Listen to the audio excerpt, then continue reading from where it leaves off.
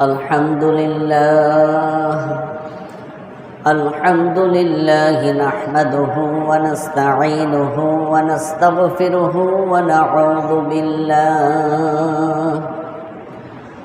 ونعوذ بالله من شرور أنفسنا ومن سيئات أعمالنا من يهده الله فلا مضل له ومن يضلل فلا هادي له ونشهد أن لا إله إلا الله وأن محمدا عبده ورسوله أما بعد فقد قال الله تعالى في كلامه المجيد وفرقانه الحميد أعوذ بالله من الشيطان الرجيم بسم الله الرحمن الرحيم اقرأ باسم ربك الذي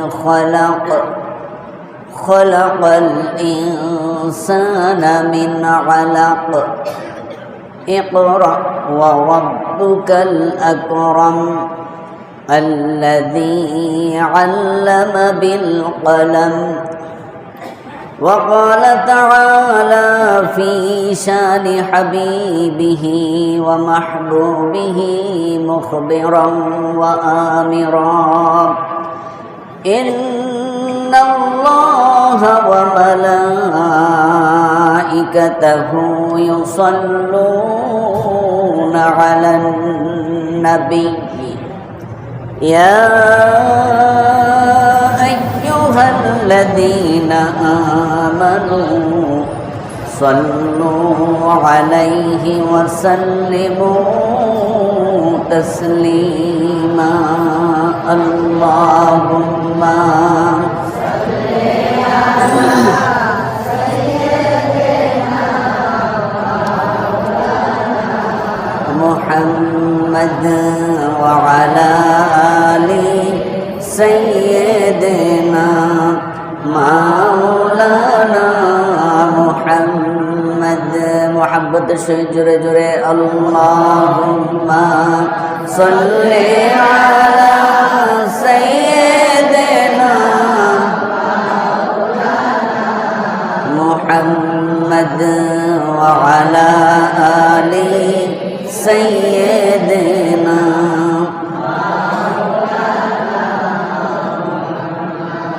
প্রেম গুণে জ্বলে মরি ওগো মালিক রব্বানা আমি যাহার প্রেমে পাগল সে তো সোনার মদিনায় আল্লাহুম্মা سيدنا مولانا محمد وعلى آله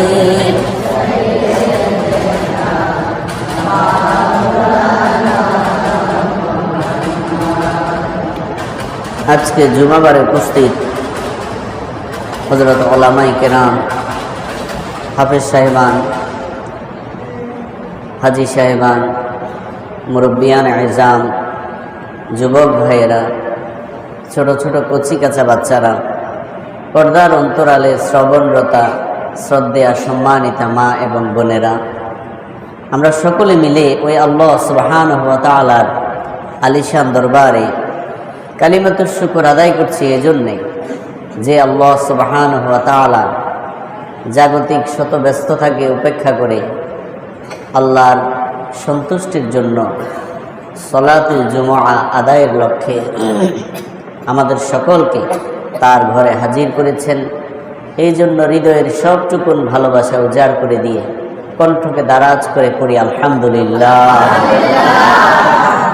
দুরূদ ও সালাম প্রেরণ করছি আমাদের প্রিয় নবী, আখেরি নবী, শেষ নবী, সর্বশ্রেষ্ঠ নবী, নবীদেরও নবী হযরতে মুহাম্মদুর রাসূলুল্লাহ সাল্লাল্লাহু আলাইহি ওয়াসাল্লামের প্রতি। আমরা সকলে আল্লাহর ঘরে হাজির হয়েছি তার হুকুম সালাতুল জুমআ আদায়ের লক্ষ্যে। আমরা আবারও আল্লাহ তাআলার শুকরিয়া আদায় করছি, পড়ি আলহামদুলিল্লাহ। সম্মানিত হাজিরিন,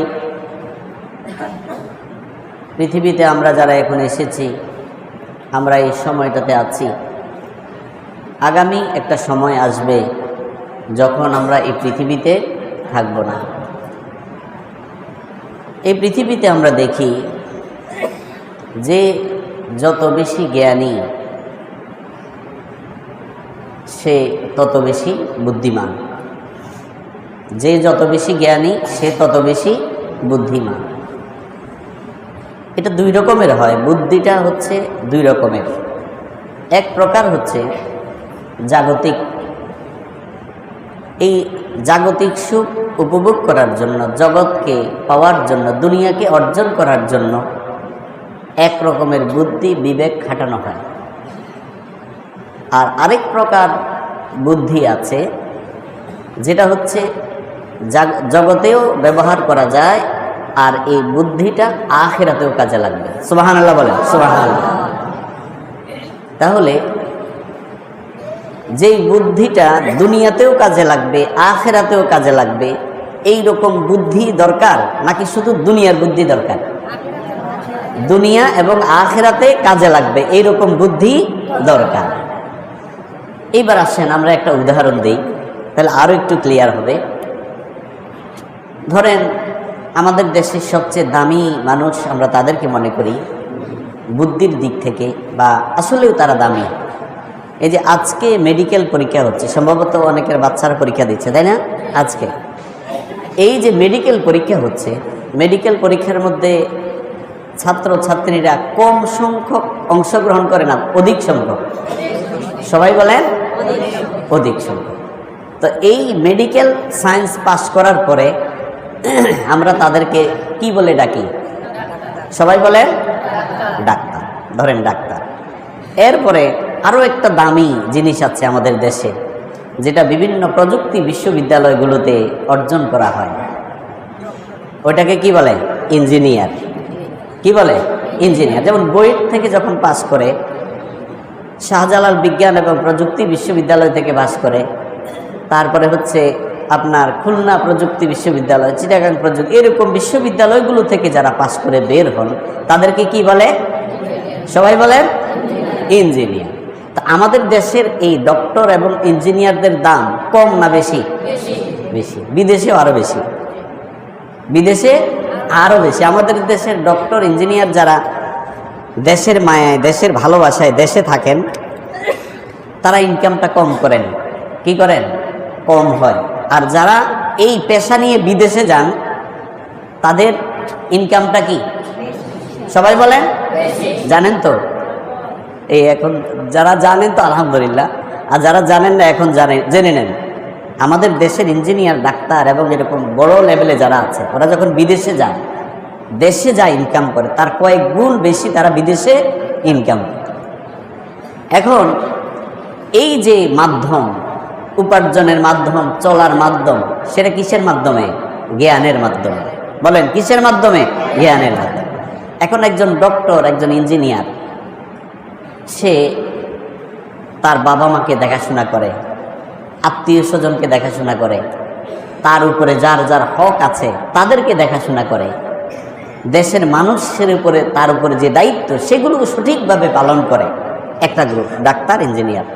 আরেকটা গ্রুপকে ধরেন ডাক্তার ইঞ্জিনিয়ারিং যারা আছেন তারা রাগ করবেন না, আমি উদাহরণের জন্য বলছি, যেহেতু আপনাদেরকে মানুষ মূল্যায়ন করে বেশি, ডাক্তার এবং ইঞ্জিনিয়ারদেরকে মানুষ মূল্যায়ন করে কম না বেশি?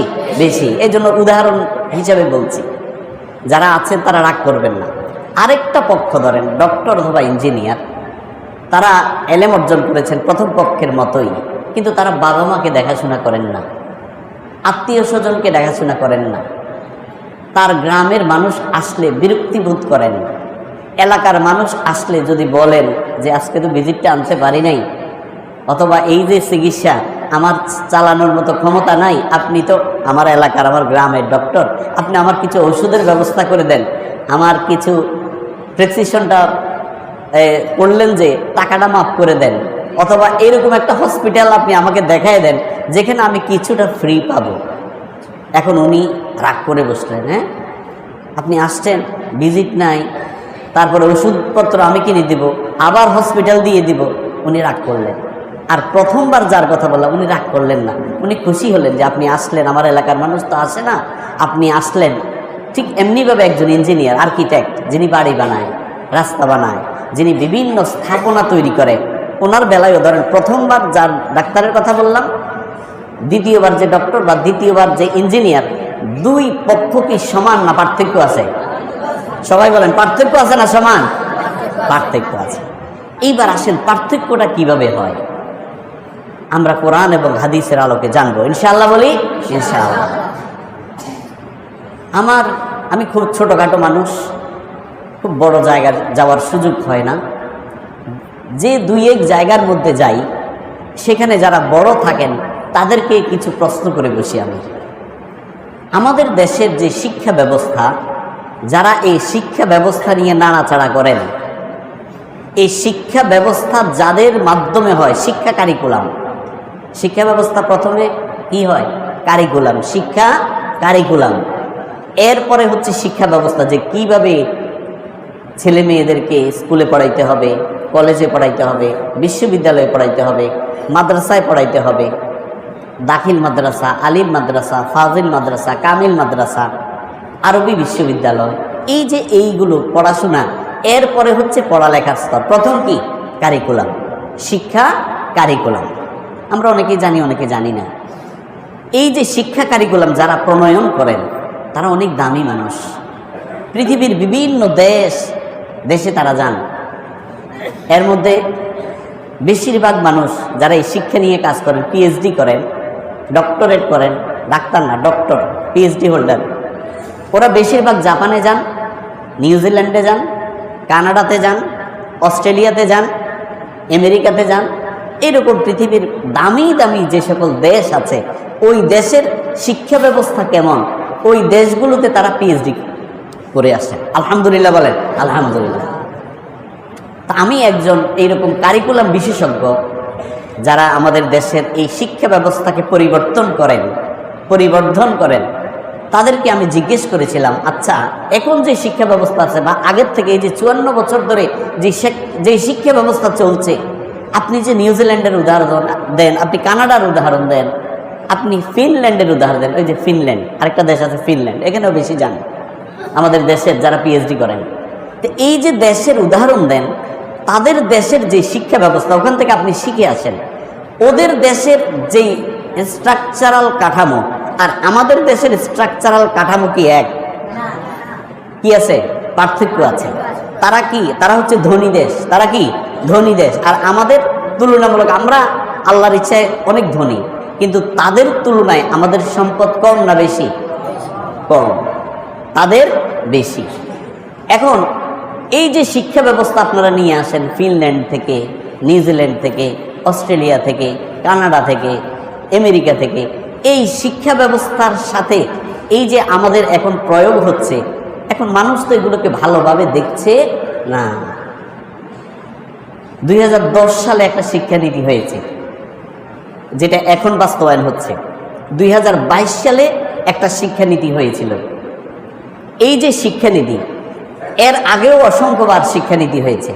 এই যে শিক্ষানীতিগুলো, এগুলো মানুষের মধ্যে প্রকৃত যে মানুষ যেই শিক্ষা ব্যবস্থা চায় ওই রকম শিক্ষা ব্যবস্থা তৈরি করতে পারে নাই।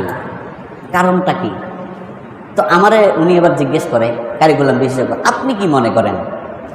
আমার হচ্ছে সোজা সাপটা উত্তর, যিনি আজকে ডক্টর হচ্ছেন, ডাক্তার হচ্ছেন, ইঞ্জিনিয়ার হচ্ছেন, ভালো শিক্ষিত হচ্ছেন, বিশ্ববিদ্যালয়ের বড় শিক্ষার্থী ছিলেন, এখন বড় চাকরিজীবী হয়েছেন, আমলা হচ্ছেন বা ম্যাজিস্ট্রেট হচ্ছেন, বিচারক হচ্ছেন, দেশের বিভিন্ন জায়গার মধ্যে যিনি ভূমিকা রাখছেন, উনি তো এক পেশে শিক্ষা অর্জন করছেন, যেমন আপনি অর্জন করেছেন।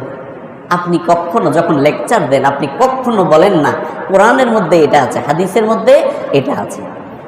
আপনি শুধু বলেন যে জাপানের শিক্ষা ব্যবস্থা কেমন, ফিনল্যান্ডের শিক্ষা ব্যবস্থা কেমন, অস্ট্রেলিয়ার শিক্ষা ব্যবস্থা কেমন, বাচ্চারা কি করে, টিচার কি করে, কিন্তু আপনি তো এটা বলেন না যে আল্লাহ তাআলা কোরআনের মধ্যে কি বলেছেন, এই শিক্ষা নিয়ে আল্লাহ তাআলা হাদিসের মধ্যে কি বলেছেন। এই জন্য শিক্ষা ব্যবস্থাটা এক পেশে হয়ে যাচ্ছে।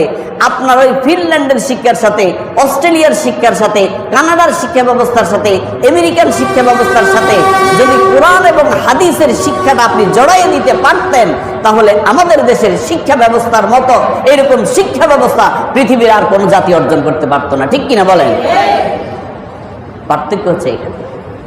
তো উনি বললেন আমরা কারি গোলাম বিশেষজ্ঞ, ঠিক আছে, কিন্তু আমাদের কিন্তু যথেষ্ট ঘাটতি আছে এই দৃষ্টিকোণ থেকে যে আমরা চাইলেও অনেক কিছু করতে পারি না। কেন? বলে রাষ্ট্র, যেখানে রাষ্ট্রীয় ব্যবস্থা আমাদেরকে চলতে হয়, রাষ্ট্র একটা কাঠামো আমাদেরকে দেয় যে এইভাবে আপনাকে করতে হবে, এইভাবে চলতে হবে, এইভাবে চালাইতে হবে, এই কারণে আমরা এগুলো সংযোগ করতে পারি না। এটা হচ্ছে একবারে ভিতরগত কথা। এখন এবার বলেন, যেই ছেলেটা, যে ডাক্তার বা ইঞ্জিনিয়ারের উদাহরণ দিলাম, যিনি বাবা মাকে দেখাশোনা করেন, সমাজের মানুষকে দেখাশোনা করেন, দেশের মানুষকে দেখাশোনা করেন, ব্যথায় ব্যতীত হন, সর্বোচ্চ চেষ্টা করেন, আর যিনি বিরক্তিবোধ করেন, দুজন কি সমান? দুজন সমান হতে পারে না। এইবার আমরা কোরআন এবং হাদিসের আলোকে কিছু কথা শুনবো এবং জানবো, ইনশাআল্লাহ বলি ইনশাআল্লাহ। আপনি আমাকে যদি মেথড সম্পর্কে বলেন, আমি অনেক মেথডের কথা আপনাকে বলতে পারবো শিক্ষা সম্পর্কে, যেমন প্যাডাগজি, অ্যান্ড্রাগজি। আপনারা অনেকে হয়তো যারা মুরব্বীরা আছেন বুঝবেন না, বা এই কেন্দ্রিক যারা আছেন এখন বর্তমান সমাজের, তারা বুঝবেন ভালো। প্যাডাগজি, অ্যান্ড্রাগজি, এর ফলে হচ্ছে কগনিটিভ, এফেক্টিভ, সাইকোমোটর, অনেক রকমের শিক্ষা ব্যবস্থা আছে। এগুলো সম্পর্কে জানতে হলে পড়াশোনা করতে হবে। যত কিছুই আপনি জানেন, সমস্ত জানার সাথে যদি কোরআন এবং হাদিসের সংমিশ্রণ না থাকে, ওই শিক্ষা কখনো শিক্ষা ব্যবস্থা হতে পারে না। স্পষ্ট কথা। এখন সামনে যেই শিক্ষা ব্যবস্থা এখন আসছে বা সামনে আরো যারা আসবেন, তাদের কাছে বিনয়ের সাথে অনুরোধ থাকবে, শিক্ষা ব্যবস্থাটা যেন ওই পশ্চিমা যাদেরকে আপনারা ধরেন যে ধারক বাহক, আজকে জাপানের কথা সবাই বলে, বেশি বেশি বলে, জাপানের ছেলে মেয়েরা অনেক ভদ্র, আমরা মানলাম, ঠিক আছে, কিন্তু জাপানের মধ্যে আজকে যেটা বেশি হচ্ছে সেটা হচ্ছে অপমৃত্যু, মানে নিজে নিজে মরে যাওয়া, এটার হারও কিন্তু বেড়ে গেছে। নাউজুবিল্লাহ বলবেন না? নাউজুবিল্লাহ। তাহলে এটা জাপানের একটা ভালো জাতি, একটা ভালো সমাজ। জাপানের অনেকগুলো ভালো দিক আছে, যেমন যে সকল শিক্ষা প্রতিষ্ঠান আছে, ওই সকল শিক্ষা প্রতিষ্ঠানের মধ্যে কোনো, আমরা যেরকম MLSS নিয়োগ দেই, যে নিম্ন শ্রেণীর কর্মচারী যারা আছে, ঝাড়ু দেওয়া, ফুল গাছে পানি দেওয়া, বাথরুম পরিষ্কার করা, এই যে এগুলো, এই জাপানের মধ্যে এইরকম কোনো কর্মচারী নাই। তারা নিজেরাই করে, শিক্ষকরা করে, কর্মচারীরা এটা করে, এটা ভালো দিক। কিন্তু তাদের মধ্যে ঈমান নাই, কোরআন নাই, হাদিস নাই, এই জন্য তারা পূর্ণাঙ্গ শিক্ষাটা অর্জন করতে পারে না। আল্লাহ রাব্বুল আলামিন আপনার আমার নবীকে প্রথম যে ওহী পাঠিয়েছিলেন, ওই ওহীর মধ্যে আল্লাহ রাব্বুল আলামিন জ্ঞানের কথা বলেছেন। দুনিয়ার মানুষ কি জ্ঞান অর্জন করবে, দুনিয়ার মানুষ জ্ঞান অর্জন করতে হলে কি লাগবে, তার কি ছাড়তে হবে, কি ধরতে হবে, আল্লাহ বলেছেন। আল্লাহ রাব্বুল আলামিন আপনার আমার নবীর কাছে প্রথম যে ওহী নাজিল করেছিলেন সূরা আলাক, সূরা আলাকের প্রথম 5 আয়াত আমরা সকলেই জানি। আল্লাহ রাব্বুল আলামিন বলছেন, ও নবী আপনি পড়েন, ইকরা বিসমি রাব্বিকাল্লাযী খালাক, খালাকাল ইনসানা মিন আলাক। আল্লাহ রাব্বুল আলামিন আপনার আমার নবীকে বলছেন, ইকরা, ও নবী আপনি পড়েন, বিসমি রাব্বিকাল্লাযী খালাক, ওই সত্তার নামে যিনি আপনাকে সৃষ্টি করেছেন। তাহলে পড়তে হবে, লিখতে হবে, জানতে হবে, জ্ঞান অর্জন করতে হবে কার নামে? আপনারা আসতে বলতেছেন, অনেকে মনে হয় ঘুমিয়ে যাচ্ছেন। এগুলো বুঝে যান, বাচ্চাদেরকে এখন থেকে তৈরি করেন, না হয় আপনি মরলে কাছে যাবে না। এমন শিক্ষাই আমরা দিচ্ছি, বাবা যখন মারা যায় ছেলে ওই বাবার কাছে যায় না, মায়ের কাছে যায় না, গোসল দেওয়া তো দূরের কথা। আজকে এমন শিক্ষা ব্যবস্থায় আমরা বড় হয়ে উঠছি, বাবার কবর কিভাবে জিয়ারত করতে হবে, কি কি পড়তে হবে, নিজে যে মুনাজাত করতে পারবে, এটা আজকে ভুলে গেছে, শিক্ষা ব্যবস্থার মধ্যে নাই। আজকে এগুলো যদি আপনি জানেন, এগুলো যদি শোনেন, এগুলো যদি মানেন, তাহলে আপনি যখন মারা যাবেন আপনার সন্তান আপনার লাশটা দেখে ভয় পাবে না। আপনার মিসেস যখন মারা যাবে আপনার ছেলেটা আপনার মেয়েটা বলবে না, ওই হুজুরকে ডাকো, মসজিদের ইমাম সাহেবকে ডাকো, মুয়াজ্জিন সাহেবকে ডাকো, খাদেমকে ডাকো, গোসল দিতে বলো, ঘর থেকে বাইর করো তাড়াতাড়ি, আমার তো ভয় লাগছে বাবার কাছে যেতে। যেই বাবা এত কিছু করেছে আমার জন্য, আপনার জন্য, আর বাবা যখন মারা যায় সন্তান ওই বাবার কাছেও যায় না। আজকে যদি শিক্ষা ব্যবস্থাটা ভালো থাকতো তাহলে অবশ্যই ওই সন্তান বাবা মারা যাওয়ার পরে যা যা করা দরকার হুজুর যেরকম করে, আপনার আমার সন্তান ডাক্তার, ইঞ্জিনিয়ার, বড় শিক্ষিত, বিসিএস ক্যাডার, বিচারপতি হওয়ার পরেও ওই হুজুরের মতো তিনি আমাদেরকে বা ওই তার বাবাকে, তার মাকে ওই সমানভাবে সমান তালে সব কিছু করতে পারতেন। ঠিক কিনা বলেন? তাহলে ওই রকম শিক্ষা ব্যবস্থা আমাদের দরকার, আল্লাহ যেটা বলেছেন।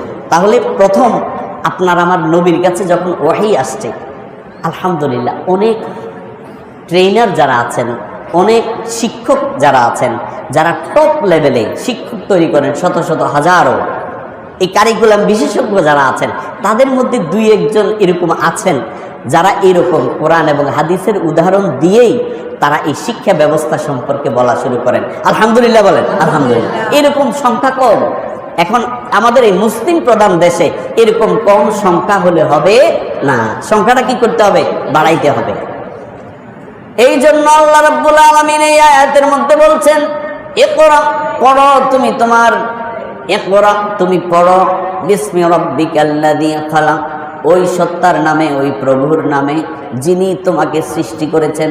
তাহলে আপনি পড়বেন, আপনার সন্তান পড়বে, আপনার ছেলে পড়বে, আপনার মেয়ে পড়বে, আপনার আত্মীয় স্বজন পড়বে, দুনিয়ার সকল মানুষ পড়বে কার নামে? সবাই বলেন কার নামে? আল্লাহ। তাহলে এই আল্লাহর নামে যদি পড়া হয় তাহলে এই পড়াটা হবে পারফেক্ট একটা পড়া, সঠিক পড়া। আলহামদুলিল্লাহ বলেন আলহামদুলিল্লাহ।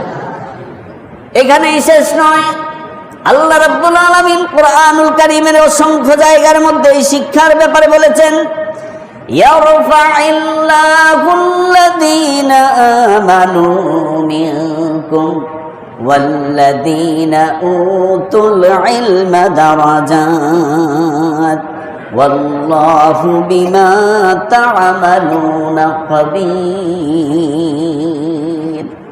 আল্লাহ রাব্বুল আলামিন আয়াতের মধ্যে বলেন, তোমাদের মধ্যে যারা ঈমানদার, ঈমান এনেছেন, যারা জ্ঞান প্রাপ্ত, জ্ঞান অর্জন করেছে, আল্লাহ তাদের মর্যাদাকে বাড়িয়ে দিবেন, উচ্চ করে দিবেন। জোরে বলুন সুবহানাল্লাহ।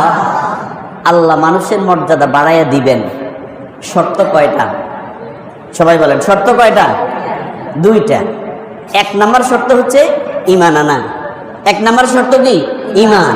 আর দুই নাম্বার হচ্ছে ইলম অর্জন। ঈমান আনয়ন করার পরে কি? ইলম অর্জন। তাহলে জাপানের শিক্ষা ব্যবস্থা, ফিনল্যান্ডের শিক্ষা ব্যবস্থা, অস্ট্রেলিয়ার শিক্ষা ব্যবস্থা, ওখানে ওরা শিখে, কিন্তু কি নাই? সবাই বলেন কি নাই? ঈমান নাই। যদি ঈমান না থাকে তাহলে যেই প্রকৃত শিক্ষা, যে জাতি যত বড়ই দাবি করুক, সে কখনো প্রকৃত শিক্ষা অর্জন করতে পারবে না। তাহলে প্রকৃত শিক্ষা অর্জন করতে হলে কি লাগবে? ঈমান লাগবে। তার মানে কোরআন এবং হাদিস লাগবে।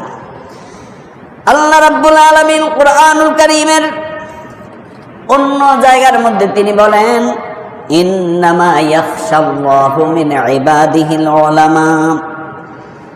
আল্লাহর বান্দাদের মধ্যে তারাই, জ্ঞানীরাই আল্লাহ রাব্বুল আলামিনকে সবচেয়ে বেশি ভয় করে। জোরে বলুন সুবহানাল্লাহ।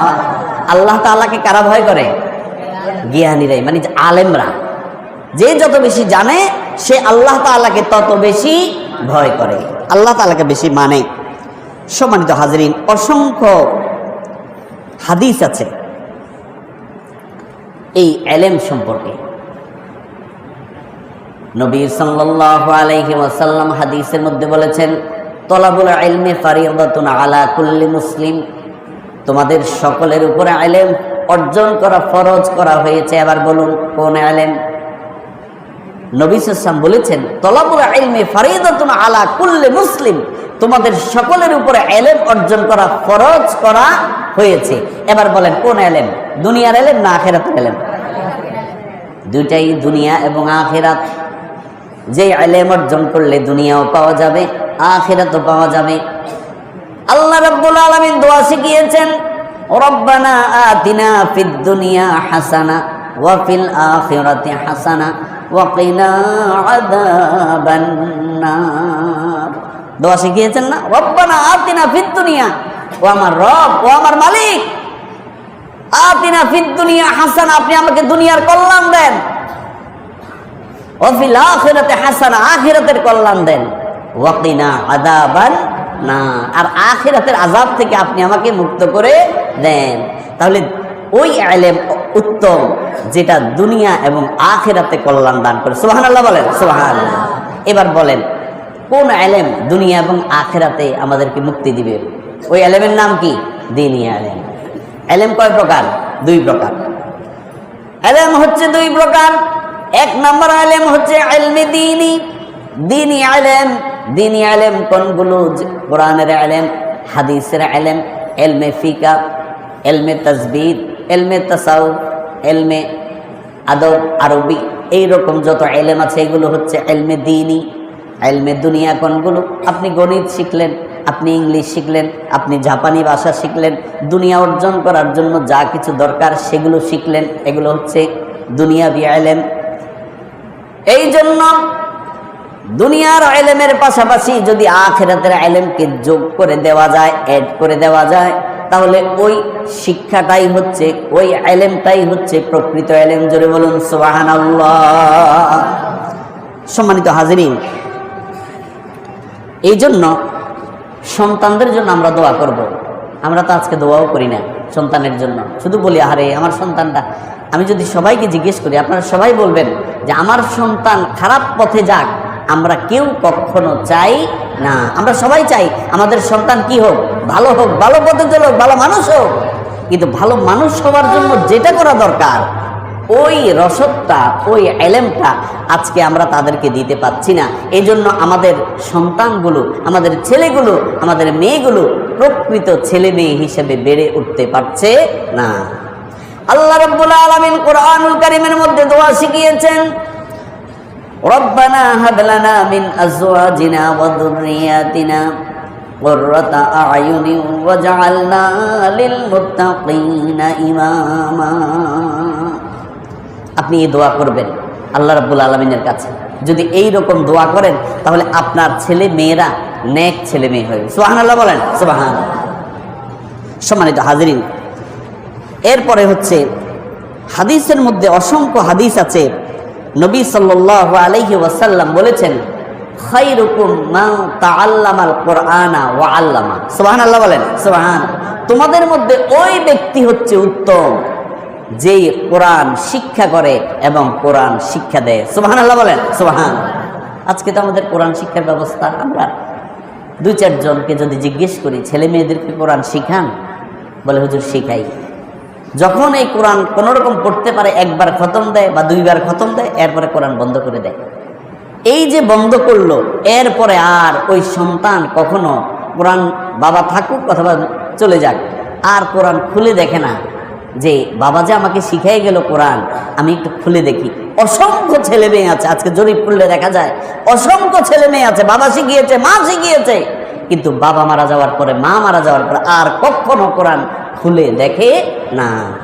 এটার অন্যতম কারণ হচ্ছে আপনি কোরআনের যে প্রকৃত শিক্ষা, এই প্রকৃত শিক্ষাটা তাকে দিতে পারেন নাই। শুধু বলছেন পড়ো, সে পড়ছে, কিন্তু আপনি তাকে অর্থ শিখান নাই।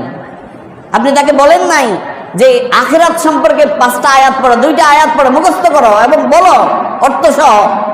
কবর সম্পর্কে বলো, মানুষ সম্পর্কে বলো, পড়ালেখা সম্পর্কে বলো, এরকম অর্থনীতি সম্পর্কে বলো। আপনি এগুলো তো তাকে শিখিয়ে যান নাই, যার কারণে সে কোরআনকে ভাষা ভাষা শিখেছে। আপনি মারা যাওয়ার পরে, আপনার ওয়াইফ মারা যাওয়ার পরে আর সে কোরআন খুলেও দেখে না। তাহলে আমাদেরকে শিখাইতে হবে কি? কোরআন অর্থসহ, হাদিস অর্থসহ। আপনি একটা হাদিস পড়েন, এটা কি পড়তে হবে?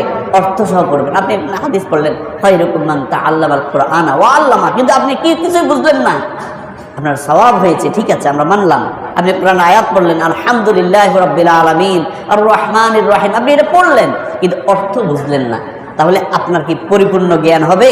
না।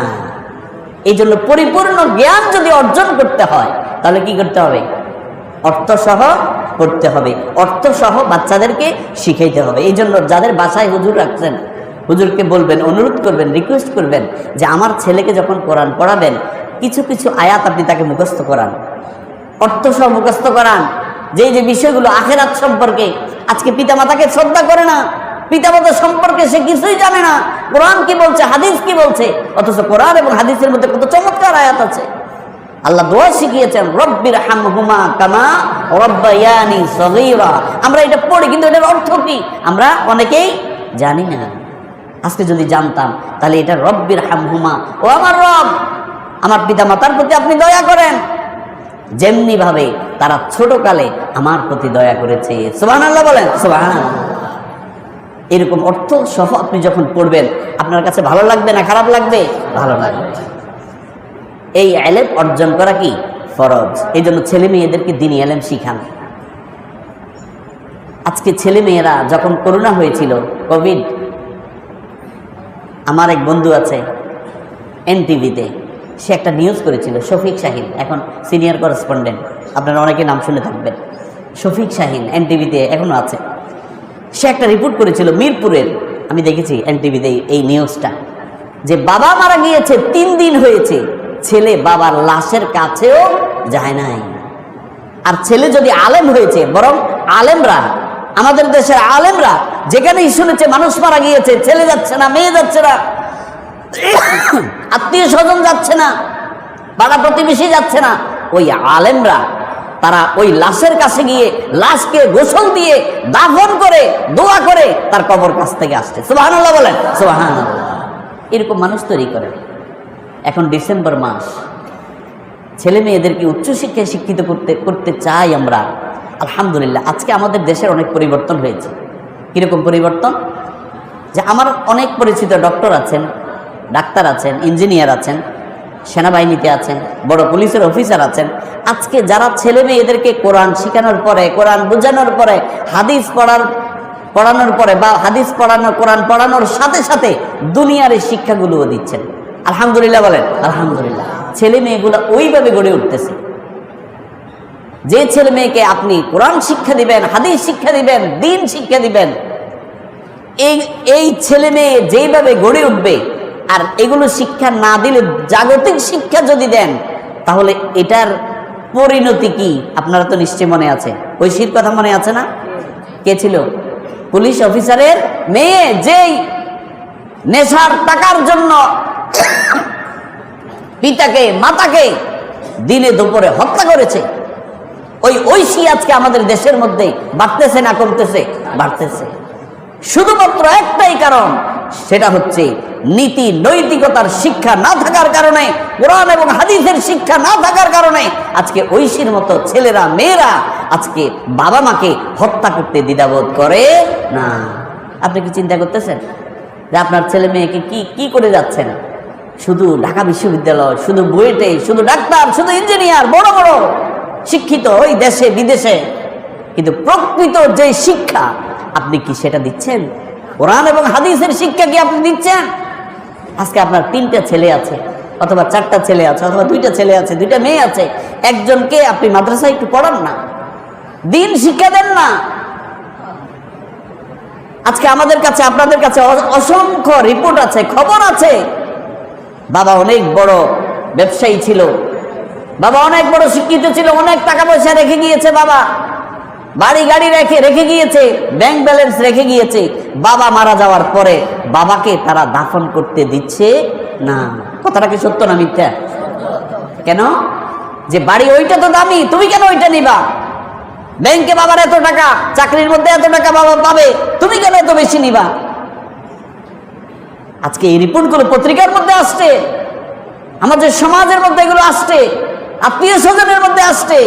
এগুলোকে যদি বন্ধ করতে হয় তাহলে ইসলামের শিক্ষার কোনো বিকল্প ব্যবস্থা নাই। কোরআনকে, ছেলে মেয়েকে কোরআন শিক্ষা দিতে হবে, হাদিস শিক্ষা দিতে হবে, তাদেরকে বুঝাইতে হবে। সম্মানিত হাজরিন, বাস্তব কথা বলি, মাদ্রাসায় যদি আমরা ছেলে মেয়েদেরকে পড়াই, একটা সময়ে প্রচলন ছিল এরকম যে মাদ্রাসায় যদি পড়াই ভবিষ্যতে ভাত পাবে কিনা আল্লাহই জানে। নাউজুবিল্লাহ বলবেন না? কি মনে করতো মাদ্রাসায় পড়াইলে ভাত পাবে কিনা? এই যে আমরা তো ছোটখাটো মানুষ, আমাদেরও এক দিন 2-3টা প্রোগ্রাম থাকে। এখন চিন্তা করি কোনটাতে যাব। ঠিকই মানুষ আমাদেরকে ভাত খাওয়ায় না, মানুষ কি খাওয়ায়? পোলাও খাওয়ায়, কাচ্চি খাওয়ায়, ভালো ভালো জিনিস খাওয়ায়। তা আমরা কি মাদ্রাসায় পড়ে কি পচে গেছি না ভালো আছি? আলহামদুলিল্লাহ বলবেন না? আলহামদুলিল্লাহ। এই জন্য একটা ছেলেকে, একটা মেয়েকে মাদ্রাসায় পড়ান, দিন শিখান। আপনি মারা যাওয়ার পরে আপনার লাশের পাশে সে বসে থাকবে। আমার বাবা যখন মারা গিয়েছে, আমার বাবার কথা বললে আমার অনেক কষ্ট লাগে। আমার বাবা আমাকে অনেক ভালোবাসতেন, অনেক ভালোবেসে আমাকে মাদ্রাসায় দিয়েছিলেন। আমি ছোটকালে ক্লাস 3 পর্যন্ত স্কুলে পড়েছি। আমার বাবা পরে বলল যে না বাবা, তোমাকে মাদ্রাসায়। আমি বলছি বাবা আপনি যেখানে বলেন আমি সেখানেই পড়ব। পরবর্তীতে আমি মাদ্রাসায় ভর্তি হই। আমার বাবা এত আদর করতেন, আমি কখনো ভুলতে পারি না আমার বাবাকে। আমার বাবা মারা যাওয়ার পরে আমি নিজে আমার বাবাকে গোসল দিয়েছি, আমি নিজে কাফন পরিয়েছি, আমি নিজে আমার বাবাকে কবরে নামিয়েছি। কবরে নামানোর পরে আমি দাঁড়িয়েছিলাম বাবার কবরের পাশে, তালকিন দিচ্ছিলাম, রাদিতু বিল্লাহি রাব্বান ওয়া বিল ইসলামি দীনান ওয়া বি মুহাম্মাদিন সাল্লাল্লাহু আলাইহি ওয়াসাল্লাম নাবিয়্যান ওয়া রাসূলা। আজকে তো কবরের পাশে দাঁড়ানো তো দূরের কথা, আজকে বয়ে চলে আসে। মানুষ যখন চলে আসে সাথে সাথে চলে আসে। অথচ নবী সাল্লাল্লাহু আলাইহি ওয়াসাল্লাম হাদিসের মধ্যে বলেছেন, মানুষ যখন মারা যায়, আত্মীয় স্বজন যখন মারা যায়, বাবা মা যখন মারা যায়, তখন কবরের পাশে কিছু সময় দাঁড়াও, তালকিন দাও। মুনকার নাকির যখন আসবে তাকে সওয়াল করবে, মান রাব্বুকা ওয়া মা দীনুকা ওয়া মান হাযার রাজুল, এই যে 3টা প্রশ্নের উত্তর তুমি তার বলো। তুমি উপরের থেকে বললে সে নিচে শুনতে পাবে। সুবহানাল্লাহ বলেন, সুবহানাল্লাহ। রাদিতু বিল্লাহি রাব্বান ওয়া বিল ইসলামি দীনান ওয়া বি মুহাম্মাদিন সাল্লাল্লাহু আলাইহি ওয়াসাল্লাম রাসূলাও নাবিয়্যাও ওয়া রাসূলা। তালকিন দিবেন। বাবা মারা যাওয়ার পরে এরকম কারো যদি মারা যায়, কবরের পাশে দাঁড়াবেন কিছুক্ষণ, তালকিন দিবেন, দোয়া করবেন আল্লাহর কাছে। আল্লাহ অবশ্যই সেই দোয়া কবুল করবে ইনশাআল্লাহ বলেন, ইনশাআল্লাহ। সম্মানিত হাজরিন, অনেক লম্বা কথা। দ্বীনি ইলম সম্পর্কে ইসলামের প্রতিটা জিনিসের মধ্যে এলেম আছে। এই এলেম ছাড়া কোনো কিছু অর্জন করা সম্ভব নয়। এই যে মসজিদে আসছেন, এটার মধ্যে এলেম আছে না নাই? এই যে আমরা নামাজ পড়ি, এলেম আছে না নাই? ব্যবসা করে, এটার মধ্যে এলেম আছে না নাই? প্রত্যেকটা জিনিসের মধ্যে এলেম আছে। এখন এই এলেমটা যদি দ্বীনি এলেম সহ হয়, এলেম তো 2 প্রকার, এলমে দ্বীনি, এলমে দুনিয়া। আপনি ব্যবসা করবেন, এটা তো দুনিয়ার মধ্যে করতেছেন, এটার মধ্যে যদি দ্বীন থাকে, আপনি ব্যবসায় কম দিবেন না, আপনি ব্যবসায় মাপে কম দিবেন না, আপনি ভেজাল দিবেন না, সঠিকভাবে মাপ দিবেন, সঠিকভাবে টাকা নেবেন। এরকম যদি হয় তাহলে এটার মধ্যে দ্বীন থাকলো না থাকলো না, মানুষ কি উপকার হবে না অপকার হবে? উপকার হবে। আজকে তো এই এলেম তো আমাদের মধ্যে নাই। এই জন্য প্রত্যেকটা জিনিসের মধ্যে এলেম থাকা দরকার। আজকে গণিত শিখায়, আমাদের গণিত বইয়ের মধ্যে আছে 5 কেজি দুধের সাথে 2 কেজি পানি মিক্স করলে শতকরা কত % পানি মিক্স হলো, এরকম আছে কি নাই? তাহলে এটা সে দিন শিখবে কিভাবে? শুরুতেই তো তাকে চুরি শিখাই দেওয়া হচ্ছে। দুধের সাথে কতটুকু পানি দিলে শতকরা পানির হার কত হবে, দুধের পার্সেন্ট কত হবে, এগুলো বলেই তো তাকে আপনি চুরি শিখাচ্ছেন। এই চুরি যদি বন্ধ করতে হয় তাহলে কোরআন এবং হাদিসের শিক্ষা ছাড়া এই চুরি বন্ধ করা যাবে না। সম্মানিত হাজিরিন, হাকিমুল উম্মাত আশরাফ আলী থানভী রহমতুল্লাহ আলাইহি অনেক বড় আলেম ছিলেন। তিনি বলেছেন, যে আমলের যে হুকুম তার ইলম অর্জন করা সেই হুকুম। আজকে আমরা অনেকেই জানি না, যেই আমল করা, যেটা করা ফরজ, ওই ফরজের ইলম অর্জন করাও কি ফরজ। যেটা করা ওয়াজিব, ওই ওয়াজিবের ইলম অর্জন করাও ওয়াজিব। যেটা আদায় করা সুন্নাত, ওইটার ইলম অর্জন করাও কি সুন্নাত। যেটা করা নফল, যেটা করা মাকরুহ, যেটা করা মুবাহ, এটার ইলম অর্জন করাও এই যেই স্থানে আছে ওই স্থান মতো ফরজ, ওয়াজিব, সুন্নাত, মুস্তাহাব এইগুলো অর্জন করাও কি এই ক্লাসিফিকেশনের মধ্যে পড়ে। এখন আপনি কি জানেন ফরজ কয়গুলা? আমি যদি এখন জিজ্ঞেস করি নামাজের মধ্যে কয়টা ফরজ, ওযুতে কয়টা ফরজ, তায়াম্মুমে কয়টা ফরজ, অনেকেই বলতে পারে না। নামাজের মধ্যে যে নিয়ম কানুন আছে, যেই ফরজগুলো আছে, ওয়াজিবগুলো আছে, সুন্নাতগুলো আছে, মুস্তাহাবগুলো আছে, আজকে আমরা অনেকেই জানি না। অথচ এই ফরজ আদায় করতে আসলে এই ফরজ ইবাদতের জন্য ইলম অর্জন করাও কি ফরজ। আশরাফ আলী থানভী রহমতুল্লাহি আলাইহি তিনি এটা বলেছেন। সম্মানিত হাজিরিন, আমি যদি আপনাদেরকে মোটা দাগে বলতে চাই, তাহলে এই দেশের ব্যক্তি, পরিবার, সমাজ, দেশ, আন্তর্জাতিক যদি সব ক্ষেত্রে পরিবর্তন আনতে হয় তাহলে ইসলামী শিক্ষা ব্যবস্থার কোনো বিকল্প নাই। এক কথা যদি বলি, ইসলামী শিক্ষা ব্যবস্থার, আজকে আপনি দেখেন, একবার একটা সার্ভে করেছিল কিছু সাংবাদিক যারা বৃদ্ধাশ্রমে থাকে, বৃদ্ধাশ্রমের মধ্যে একটা সার্ভে করেছিল যে ওখানে কারা থাকে, কাদের ছেলেমেয়েরা এরকম মা বাবাকে বৃদ্ধাশ্রমে রেখে আসছে। বিশ্বাস করুন, ওই রিপোর্টের মধ্যে উঠে এসেছে আমাদের দেশের শিক্ষিত, বড় শিক্ষিত আমরা যাদেরকে বলি, ওই তারাই তাদের বাবা মাকে বৃদ্ধাশ্রমে রেখে এসেছে। নাউজুবিল্লাহ বলেন, নাউজুবিল্লাহ। এবং সবচেয়ে মজার বিষয় হচ্ছে, কোন আলেমের বাবা মা আজ পর্যন্ত বৃদ্ধাশ্রমে কোনো আলেমের বাবা মাকে পাওয়া যায় না। সুবহানাল্লাহ বলেন, সুবহানাল্লাহ। ওই সন্তানই তো আমরা চাই। ওই সন্তান যদি তৈরি করতে হয় তাহলে ইসলামী শিক্ষা ব্যবস্থার বিপরীত, ইসলামী শিক্ষা ব্যবস্থার বাইরে কোনো শিক্ষা ব্যবস্থা আজ পর্যন্ত নাই। আপনি যদি থাকে আমারে বলিয়েন, পৃথিবীর কোন জায়গায় আছে? আমি যে কয়েকটা দেশের কথা বললাম, আজকে আমাদের দেশে যারা শিক্ষা নিয়ে কাজ করেন বড় লেভেলের, আমি তো আপনাদেরকে নাম বলবো না, আপনারা হয়তো চিনবেন, বড় বড় ডক্টরেট পার্সন, বড় বড় শিক্ষাবিদ, যারা বড় বড় সরকারের শিক্ষা মন্ত্রণালয় থেকে শুরু করে, নাইম থেকে শুরু করে, টিটিসি থেকে শুরু করে অনেক বড় বড় জায়গার মধ্যে কাজ করেন, তাদের সাথে আমার মিশার সুযোগ হয়েছে। আমি তাদেরকে প্রশ্ন করেছি, তারা একটাই বলেছেন যে রাষ্ট্রকে এটার পরিবর্তন ঘটাতে হবে। আজকে রাষ্ট্র যদি, রাষ্ট্রীয়ভাবে যদি এই শিক্ষা ব্যবস্থার পরিবর্তন হয় তাহলে আপনি আমি সুফল পাবো না কুফল পাবো? সবাই বলে সুফল পাবো। আমরা সবাই চাই আমাদের ছেলেটা ভালো হোক, আমাদের মেয়েটা ভালো হোক, আমার ছেলেটা, আমার মেয়েটা আমাকে সম্মান করুক। কলিজা ফেটে যায় যখন আপনি এসে বলেন আমার ছেলেটা, আমার মেয়েটা আমার সামনে দাঁড়িয়ে কথা বলে, আমার কথা শোনে না, আমি তাকে এটা বলি, সে ওইটা করে। আপনার কথা যদি শুনতেই হয়, আপনার পিতামাতা হিসেবে আপনি সন্তানকে যদি শোনাতে হয়, বিশ্বাস করুন কোরআন এবং হাদিসের শিক্ষা ছাড়া আপনি তাকে আপনার কথা শোনাতে পারবেন না, এটা প্রমাণিত। এই জন্য আসুন আমরা আমাদের সন্তানদেরকে ইসলামী শিক্ষায় শিক্ষিত করি। এই জন্য এখন ডিসেম্বর মাস, আপনারা অনেক ছেলে মেয়েদেরকে ভর্তি করাবেন। আপনার ছেলে মেয়ে যদি একটা হয়, যে আমার একটা ছেলেকে আপনি মাদ্রাসায় পড়ান, আমি বলবো আপনার ছেলে না খেয়ে মরবে না। এরকম অসংখ্য আলেম ওলামা আছে যারা বাবা মায়ের একমাত্র সন্তান, কিন্তু আজকে তারা বাংলাদেশে ভালো ভূমিকা রাখছে, তাদের খাবার দাবারের কোনো অসুবিধা হয় না, গাড়ি ছাড়া তারা চলে না। অসংখ্য ছেলে মেয়ে আছে। দিনী শিক্ষার কারণে আমরা অনেকেই মনে করি হীনমন্যতায় ভুগি। আমি আপনাকে এনশিওর করছি আপনার ছেলে মেয়ে দুনিয়াতেও ভালো থাকবে, আখিরাতেও ভালো থাকবে। কুন আলেমান আও মুতাআল্লিমান আও মুস্তামিআন ওয়ালা তাকুন খামিসান। কুন আলেমান, আলেম হও, আও মুতাআল্লিমান অথবা আলেমের ছাত্র হও, আও মুহিব্বান অথবা আলেমকে ভালোবাসো, ওয়ালা তাকুন খামিসান কিন্তু পঞ্চম হতে যেও না। তাহলে কি আছে? বিপদ আছে। আপনি কি চান না আপনার সন্তানটা আপনার জানাজার নামাজ পড়াক?